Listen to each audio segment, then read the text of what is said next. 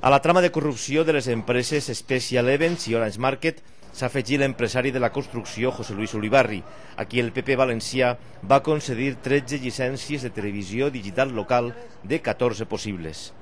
El jutge Baltasar Garzón, que és qui dirigeix la investigació, ha imputat Ulibarri per un presumpte cas de corrupció urbanística. L'empresari apareix en converses gravades al cap de la trama, Francisco Correa, que cita Ulibarri per a parlar de grans negocis urbanístics i pactar sobre com repartir-se els beneficis.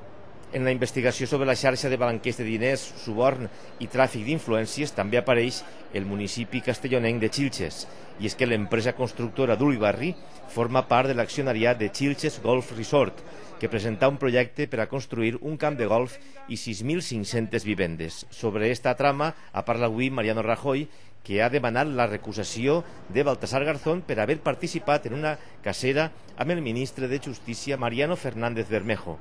També s'hi ha pronunciat la Unió de Periodistes Valencians, que ha denunciat la manipulació informativa de Radiotelevisió Valenciana, que ni tan sols ha explicat que les dependències de la Conselleria de Turisme van ser descorcollades per la policia.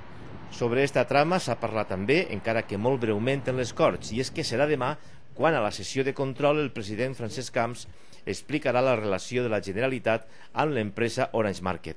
Tot i això, l'oposició ha recordat al PP la seva relació amb esta empresa. El president de la Generalitat s'està convertint en el president que mai dona explicacions i mai dona la cara quan hi ha problemes en la comunitat. I aquest és el president que tenim. És lamentable que en Espanya s'actua d'una manera i ell d'una altra. Cada dia que passa és més evident què és el que se fa fora i què és el que se fa dins.